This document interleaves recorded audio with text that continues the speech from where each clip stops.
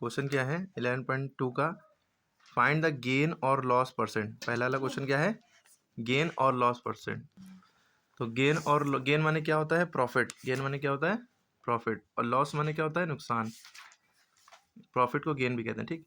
लेकिन गेन वो कितने रुपए का गेन हुआ, कितने रुपए का फायदा हुआ, कितने रुपए का नुकसान हुआ, ये निकालो। तो साथ में कितना परसेंट हुआ ये निकालो। मेन है परसेंट बताना, ठीक है। गेन और लॉस परसेंट। तो आपको पता है सीपी, सीपी माने होता है कॉस्ट प्राइस, यानी कितने का खरीदा। 1250 का खरीदा, 1250 का खरीदा, है ना। और एसपी माने सेलिंग प्राइस, सेलिंग माने बेचना, बेचा कितने का, 1000 का।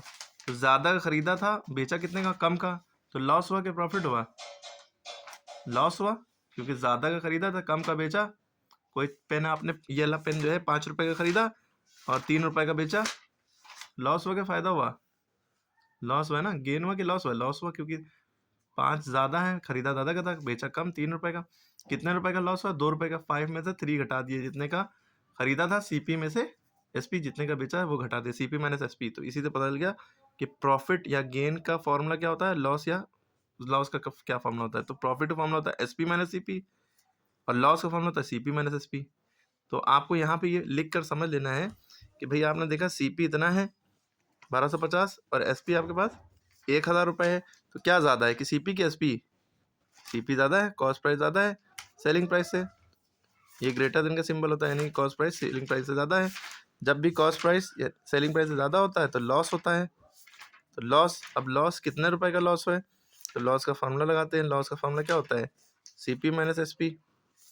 अगर फार्मूला नहीं याद है तो आपको ये तो पता है कि ज़्यादा में से कम वाले को घटाते हैं। ज़्यादा क्या है, सीपी,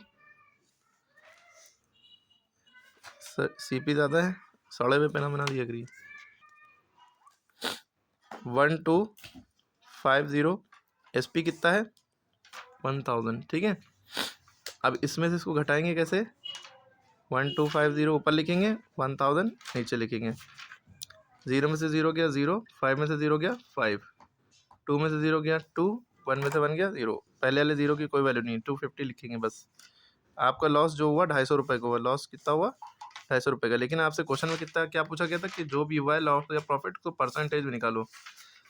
तो आपने लॉस ये रुपीज़ में निकाल लिया कि 250 रुपये का लॉस हुआ, 250 रुपीज़ का। अब लॉस हुआ है तो लॉस परसेंट निकालेंगे ना, तो लॉस परसेंट का फॉर्मूला लगाएंगे। लॉस परसेंट का फॉर्मूला क्या होता है, लॉस अपॉन सीपी इंटू 100। जितना लॉस हुआ है वो ऊपर रखो और जितना खरीदा था वो नीचे रखो, इंटू 100। लॉस आपका हुआ है 250 का, खरीदा कितने का था, सीपी आपका कितना है 1250 का, सॉरी 250, 1250 इंटू 100 ऊपर है। अब इसके बाद कैसे करते हैं, इस ज़ीरो से इस ज़ीरो काट दिए, चाहे इस ज़ीरो से इस ज़ीरो काट दिए, कोई एक ज़ीरो काट दिया आपने। अब आपके पास क्या बचा, 250 अपॉन 125 इंटू 10। क्लियर है। इसके बाद आप क्या करेंगे, आपकी मर्जी है, चाहे आप यहाँ से काट दिए, चाहे देखिए 5 के टेबल में 125 कितनी बार में आता है, 5 2 द 10, 5 5 द 25, 25 बार में 125 आता है। अब 5 से इसको काटा है तो चाहे 5 से इसको काटिए, चाहे इसको काटिए, दोनों 5 से कट रहे हैं तो हम इसको काट देते हैं, 5 टू द 10। फिर अब 5 के टेबल में 25, और बल्कि 25 और 25 दोनों कट जाएंगे। ये 25 है, ये 250 है, तो 25 10 द 250, तो ऊपर बचा 10 इंटू 2, है ना। नीचे क्या बचा 1, 1 नीचे लिखते नहीं है, तो यही आ गया 10 टू द 20। क्योंकि लॉस परसेंट में निकालना है तो परसेंटेज लग जाएगा इसके बगल में।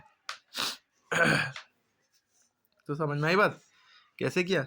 सबसे पहले हम चेक करते हैं सीपी बढ़ा है कि एसपी बढ़ा है। देखा सीपी बढ़ा है तो लॉस हुआ, ठीक।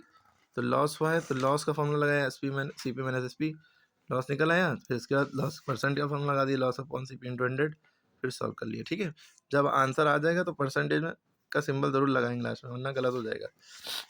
इसी तरह ये सारे करिए, इसमें बताइए कौन सा सही है किसमें क्या है, ठीक है। नहीं करेंगे तो कोई फ़ायदा नहीं है।